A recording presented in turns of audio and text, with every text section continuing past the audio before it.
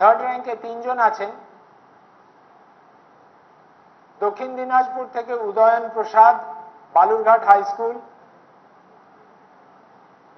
দক্ষিণ দিনাজপুর থেকে Udayan Prasad, Balurghat high school.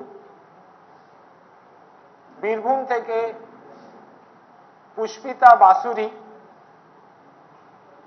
New integrated government school, Ilambazar. Pushpita Basuri, Purulia, Birbhum থেকে, new integrated government school, Ilambazar. আর দক্ষিণ 24 পরগনা থেকে নৈরিত রঞ্জন।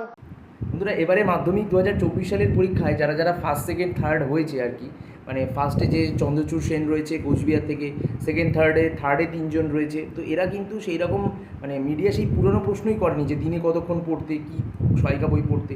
এরা কিন্তু ক্রিকেট, গান শুনে